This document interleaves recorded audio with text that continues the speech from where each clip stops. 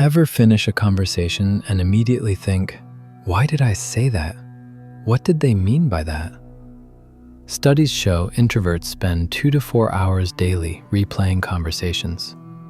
But here's what most people don't realize. It's not actually about the conversation. If you've ever analyzed not just what you said, but what they meant, their tone, their expression, that's your introverted brain at work. This behavior is blocking the authentic connections you're craving. By the end of this video, you'll have a 2-step guide to transform this into genuine growth. But first, let's talk about what's actually happening in your brain when this replay starts. The conversation ends, and within minutes, the mental replay starts. When introverts process conversations, their brains actually take the scenic route. While extroverts might process and move on quickly, an introvert's brain is making extra stops, connecting the conversation to memories, plans, and all the what-ifs. So while others have moved on, you're still there, rewinding the moment when words didn't come out right, replaying that awkward silence, remembering the forced laugh, the question that sounded weird, that look on their face you can't quite decode. And here's the kicker. Research shows that introverts have more internal dialogue happening. So it's not just replaying the conversation. It's also having a conversation with yourself about the conversation. Why did I say that? What did they really mean? I should have said this instead. I shouldn't have said that at all. This pattern builds over time. Future interactions start carrying the weight of past replays. Some introverts decline invitations, not because they don't value the people, but because the mental aftermath feels exhausting. The cycle: interaction, replay, regret, avoidance. But here's what's interesting. There's a way to work with this brain wiring instead of against it. Your reflective nature isn't the problem. The problem is what you're doing during the replay. Research shows there's a way to redirect this tendency into something that builds confidence and improves your social experiences. It comes down to 2 steps. Step 1, shift from judgment to discovery. Stop asking, what did I do wrong? And start asking, what did I learn? Set aside 10 minutes each evening as your reflection window. During this time, intentionally review your social interactions. Instead of judging yourself, approach it like a researcher gathering data. Ask yourself 3 questions. What did I learn about the other person? What did I learn about myself? What pattern am I noticing about my social interactions? Write these down. Writing engages a different part of your brain and creates distance from the emotional spiral. Studies on reflective practice show that when people shift from self-criticism to curiosity-based reflection, they develop better emotional regulation and increased self-awareness. This approach reduces anxiety because you're training your brain to extract insights instead of shame. Your introverted brain craves processing time. That's not the problem. The problem is unstructured processing without a clear purpose, which turns productive reflection into destructive rumination. When you give your brain a scheduled time and specific discovery-focused questions, you're honoring your need to process while directing it toward growth. The 3 questions are intentionally designed. The first 2 shift you from judgment to curiosity. Instead of, I was so awkward, you might ask, what did I discover about how they communicate?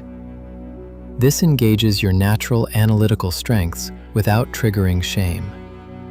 The third question helps you spot patterns. Maybe you notice you're always more comfortable in one-on-one settings than groups.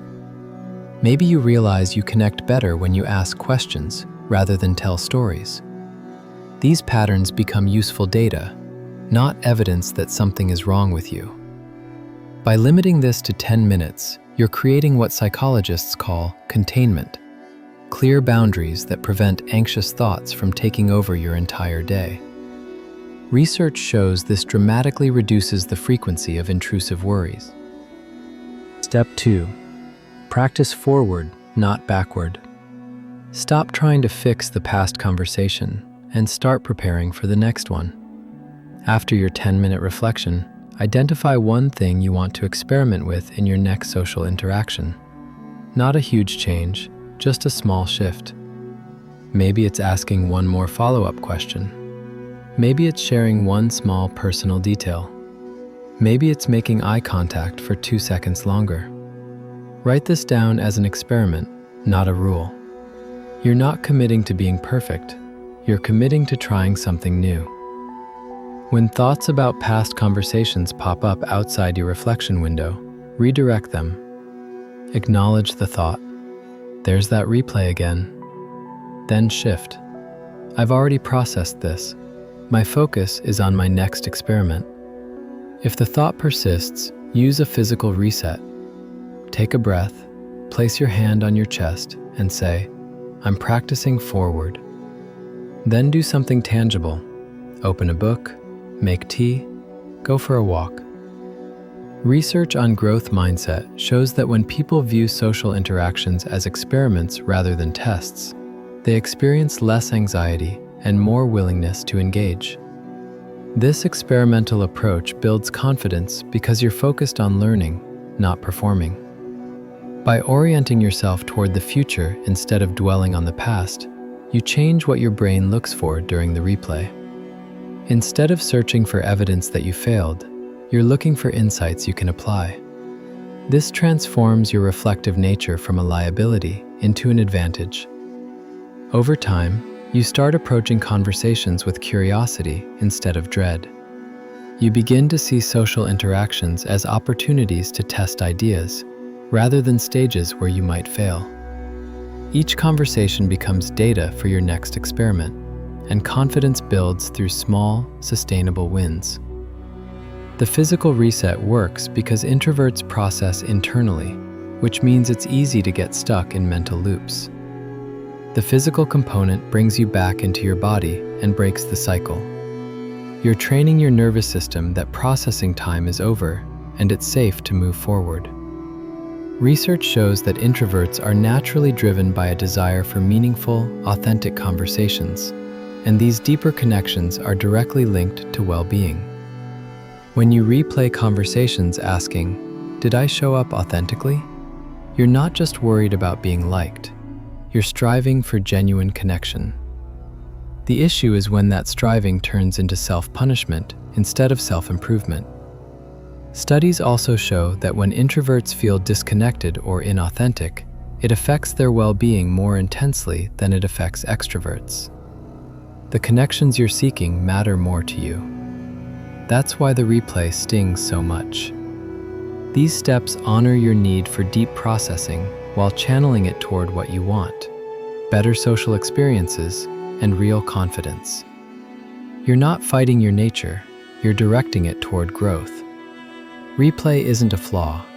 It's your brain seeking understanding and connection. The goal isn't to stop being reflective. The goal is to shift from judgment to discovery, and from backward regret to forward experimentation. Give yourself permission to process with purpose. Give yourself permission to practice forward. And remember, you're not alone in this. What conversation have you replayed the most? And what's one small experiment you want to try next? Share it in the comments.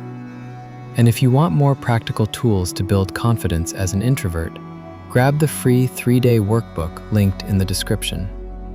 Thanks for watching. Don't forget to like and subscribe.